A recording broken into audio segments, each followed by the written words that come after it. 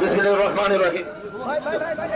জাতীয়তাবাদী যুবদল ঘোষিত কর্মসূচির আলোকে আজকে এই বিক্ষোভ সমাবেশের সম্মানিত সভাপতি জনাব মঞ্জুরুল আজিম সুমন উপস্থিত আছেন। আজকের এই অনুষ্ঠানের সঞ্চালক জনাব নুরুল আমিন খান আজকে উপস্থিত আছেন। নোয়াখালী জেলা বিএনপির সংগ্রামী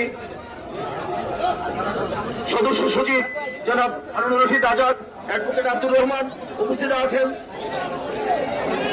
শহীদুল ইসলাম কিরণ, আমিনুল ইসলাম শাহীন,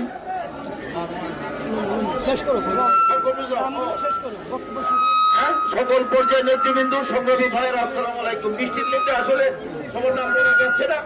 বন্ধুরা আমার, আপনাদের কাছে একটি বিশেষ অবদান হলে একটাই, আমাদের আবেদন একটাই। আপনারা জানেন গতকালকে গোপালগঞ্জে যে ঘটনা ঘটেছে তার তীব্র নিন্দা এবং উদ্যাপন করছি।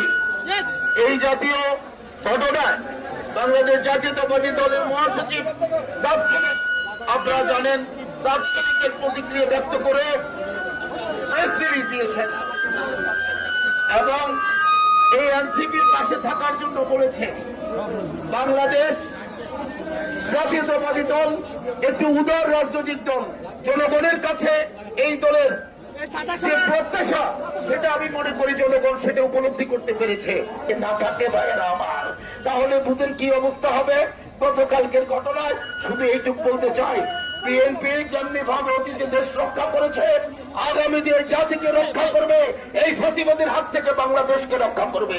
তাই আজকে আমাদেরকে শপথ দিতে হবে, যুবদলকে শপথ দিতে হবে, ছাত্র দলকে শপথ দিতে হবে, স্বেচ্ছাসেবক দলকে শপথ দিতে হবে, কৃষক দলকে শপথ দিতে হবে।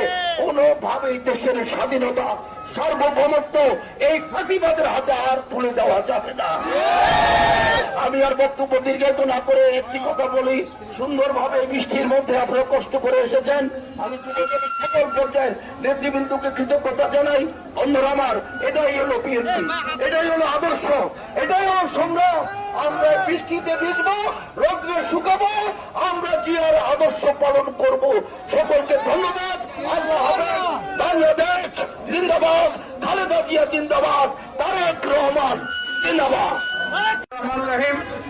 নোয়াখালী জেলা যুবদল আয়োজিত আজকের মিছিল পূর্ব সমাবেশের সংগ্রামী সভাপতি মঞ্জুরুল আজিম সুমন উপস্থিত আছেন। নোয়াখালী জেলা বিএনপির সংগ্রামী সাবেক সাধারণ সম্পাদক সিনিয়র আইনজীবী অ্যাডভোকেট আব্দুর রহমান, নোয়াখালী জেলা বিএনপির সংগ্রামী সাবেক সাংগঠনিক সম্পাদক